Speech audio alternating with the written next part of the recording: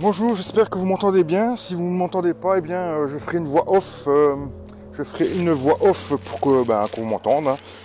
Parce qu'il y a beaucoup de vent. J'avais déjà tourné en fait la vidéo que vous êtes en train de voir, mais sans pied en fait. Là, j'avais la caméra un peu à la main et en faisant le montage, j'ai gerbé 4 fois, donc je me suis dit je ne vais vous épargner en fait ces désagréments et je vais retourner. Donc je suis en fait en train de retourner la vidéo que j'ai déjà faite bien il y a 2 jours. Là, enfin, c'était la suite en fait de la première vidéo que vous avez vue sur le retour en vidéo et l'ouverture de la saison.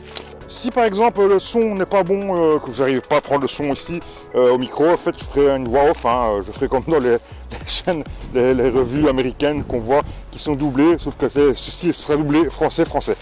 Donc voilà, je voulais vous expliquer un petit peu pourquoi j'ai standardisé les planches et l'intérêt de standardiser les planches, dans mon cas du moins, mais je crois que ça peut être aussi intéressant pour n'importe quel cas, pour des raisons qui sont économiques, pratiques et de bon sens, voilà, tout simplement. Je vais vous expliquer en fait pourquoi. Je vais essayer de me mettre dos, j'espère que le son sera mieux.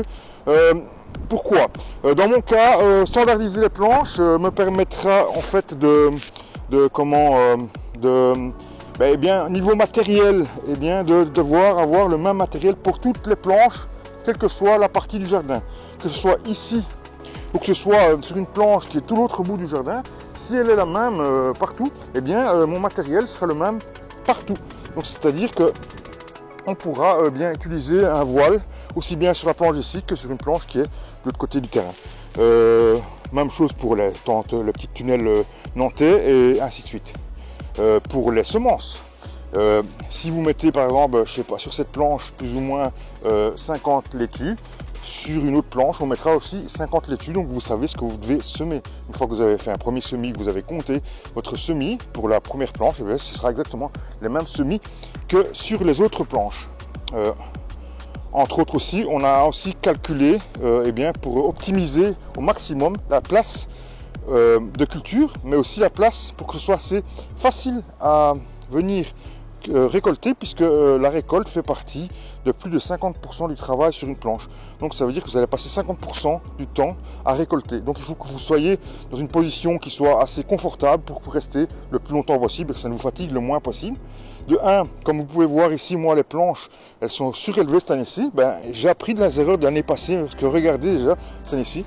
On a eu une grosse pluie hier, on a une petite tempête de vent, et pluie. Et regardez ce qui se passe. Donc en fait, c'est justement exprès pour essayer d'optimiser, de pallier à ce problème que j'ai ici, problème d'eau, hein. Vous pouvez voir que je suis assez rapidement inondé quand il y a les grosses pluies, surtout en sortie d'hiver ou pendant l'hiver, puisque c'est une période où il pleut souvent, où on a souvent des précipitations, et donc le terrain n'arrive pas à se sécher puisqu'il ne fait pas très chaud, à part le vent qui sèche, le reste ça reste à ce niveau. Donc ça va me permettre de surélever un peu les buts, moi ici, dans mon cas, hein, puisque le fait de décaisser les passe-pieds, hein, ça va pouvoir, moi ici, de pouvoir éviter que les cultures soient sous l'eau. Donc ici, dans mon cas, j'ai fait les cultures standardisées, que ce soit en longueur comme en largeur. En longueur, ici, c'est 6 mètres. Mais après, vous adaptez, hein. Moi, c'est 6 mètres parce que c'est ici dans mon jardin. Mais si j'aurais beaucoup plus de place, je ferais peut-être 20 ou 30 mètres ou 10 mètres ou que sais-je. Même chose pour les passe-pieds et les largeurs de bande. Ici, moi, c'est 75 cm de largeur et 45 cm de passe-pieds plus ou moins entre les cultures. C'est juste une standardisation, mais si j'aurais peut-être beaucoup plus de place, peut-être que je ferais 80 ou 90 cm de largeur de culture et peut-être plus encore de place-pied, hein, si j'avais vraiment de la place à volonté. Voilà, ça c'est quelque chose qu'on peut adapter. On peut faire un peu plus petit si on veut les planches de culture. Ça c'est quelque chose qu'on peut adapter dans son potager.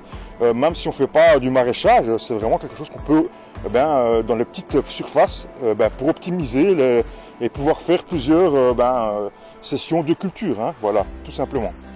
L'avantage de ceci, c'est qu'on ne marche plus sur les cultures. Hein. Ici, on va marcher sur les... Enfin, on va peut-être nager aussi. On va peut-être nager... Pour ma part, on va peut-être nager sur les bandes de culture qui sont ici faites. Non, je rigole, mais bon, on va marcher, on va dire, sur les bandes de culture qui sont ici.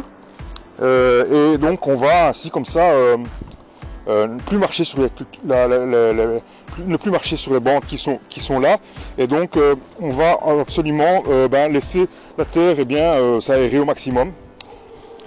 Ici par exemple, vous voyez, on a remis la terre, j'ai remis la terre des passe-pieds chaque fois dessus, et puis après bon voilà, moi je prends le croc et je passe le croc, mais je ne marche plus du tout sur les bandes, d'accord. Ce qu'on fera, c'est qu'on pourra après faire des coups de grelinette pour aérer ce qui est en dessous, la terre du dessous. Et après, donc ça c'est pas une bande finie, là une bande quasiment finie, on vient mettre soit du compost, si vous avez du compost vous en avez en suffisance, ou si vous faites fournir du compost, ou si vous avez un centre de compost dans le coin, profitez-en, allez en chercher et vous pouvez pailler votre sol avec le compost. Au lieu de mettre de la paille et ainsi de suite, vous mettez du compost directement. Vous pourrez cultiver, ça empêchera déjà, limitera bien sûr la repousse des herbes, mais en même temps ça asséchera aussi parce que le compost c'est assez sec. Il faudra juste veiller, si vous faites une culture de carottes là-dessus, à veiller bien sûr à arroser régulièrement. Bon, ici vous comprendrez que c'est pas vraiment besoin puisque comme vous voyez il y a beaucoup d'eau, hein. Voilà. Donc voilà, ce que je voulais vous dire sur un petit peu les standardisations, pourquoi on standardise un petit peu tous les trucs, des choses, parce que bon voilà, ne fût-ce que pour la rentabilité, on rentabilise au maximum, hein, en mettant le maximum de culture sur une petite surface. Le matériel qu'on a besoin d'utiliser sera le même partout, donc ça veut dire que on n'a pas besoin d'acheter plusieurs tailles, plusieurs choses, ce sera toujours la même chose qu'on peut répéter partout.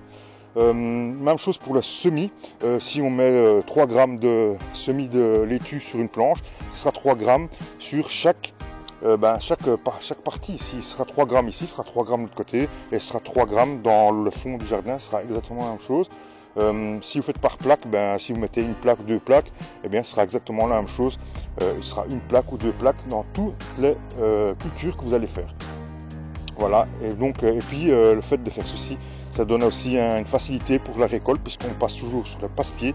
Hein, ça passe des passe-pieds, ici c'est les 45 cm et vous avez la place, bon je ne vais pas aller dans la gadoue pour vous montrer, mais vous avez la place pour vous accroupir sans devoir toucher l'arrière et pouvoir travailler assez confortablement tout en ayant optimisé la place que vous avez fait.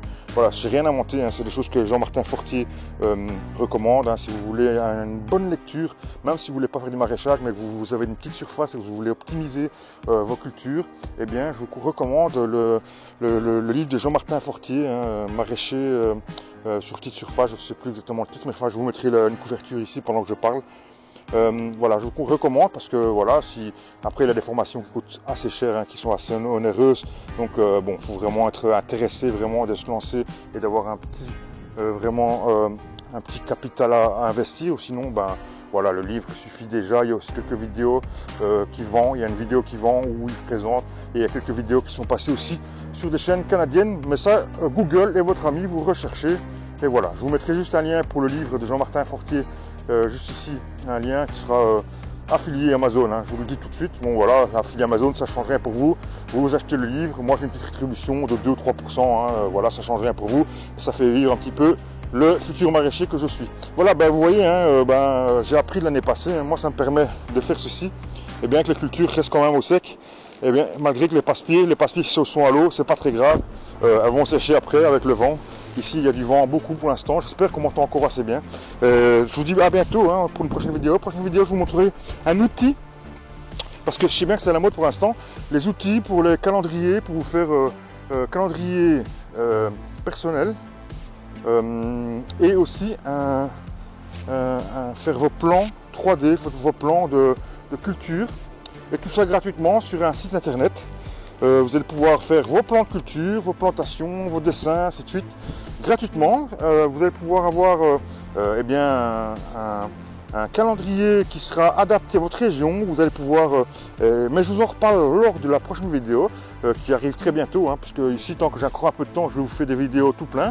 Ainsi, vous allez pouvoir avoir quelques vidéos et vous pouvoir un petit peu vous amuser. Mais ici, je vous promets, puisque c'est à la mode, les prochaines vidéos, un outil vraiment génial que j'ai découvert il n'y a pas très longtemps. D'ailleurs, je ne connais même pas la personne qui s'occupe de ça, mais je fais juste partager une info, vous allez voir, ce sera vraiment génial. N'oubliez pas, abonnez-vous, un petit like si vous avez aimé cette vidéo. Et déjà, je vous dis merci beaucoup parce que la première vidéo que j'ai sortie hier, elle me fait vraiment plaisir. Vos retours sont géniaux et vous êtes géniaux. Allez, je vous kiffe, à bientôt les amis, on se retrouve très bientôt. Ciao, ciao.